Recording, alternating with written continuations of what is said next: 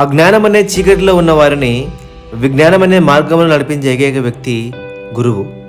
ఏ దానం చేసినా కరిగిపోతుంది, కానీ విద్యాదానం చేస్తే అది చచ్చిపోయే వరకు వారితోనే ఉంటుంది. అలాంటి గొప్ప దానాన్ని చేసే ఉపాధ్యాయుడిని సాక్షాత్తు దేవుడితో పోల్చారు పెద్దలు. జీవితంలో స్థిరపడడానికి, జీవితాన్ని గొప్పగా కొనసాగించడానికి విలువైన పాఠాలు నేర్పించడంలో గురువుల తర్వాతే ఎవరైనా. అందుకే ఉపాధ్యాయులను స్మరించుకోవడానికి, గౌరవించడానికి సెప్టెంబర్ 5వ తేదీని ఎంపిక చేశారు. భారతదేశ వ్యాప్తంగా ఈ తేదీన విద్యార్థులు తమ ఉపాధ్యాయులకు ధన్యవాదాలు చెబుతారు. ఇవాళ సెప్టెంబర్ 5 కాబట్టి ఈ రోజునే ఉపాధ్యాయ దినోత్సవం ఎందుకు జరుపుకుంటున్నారు, దీని వెనుక చరిత్ర ఏంటి, అలాంటి వివరాలు చూద్దాం. గొప్ప పండితుడు, భారతరత్న, తొలి ఉపరాష్ట్రపతి అయిన డాక్టర్ సర్వేపల్లి రాధాకృష్ణన్ పుట్టినరోజునే టీచర్స్ డేగా జరుపుకుంటున్నారు. దాని వెనుక కారణం ఉంది.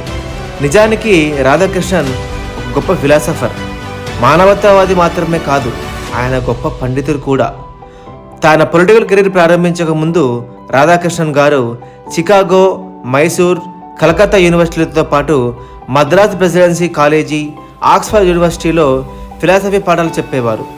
అతను బోధించే పాఠాలకు విద్యార్థులు మంత్రముగ్ధులు అయ్యేవారు. అయితే ఆయన 1962లో రెండవ రాష్ట్రపతిగా నియమితులయ్యారు. అదే ఏడాది మే 13 నుంచి పదవి బాధ్యతలు సైతం చేపట్టారు. దాంతో అతని వద్ద చదువుకున్న విద్యార్థులందరూ కలిసి అదే ఏడాది అతని పుట్టినరోజు సెప్టెంబర్ 5ను గ్రాండ్గా జరపాలనుకున్నారు.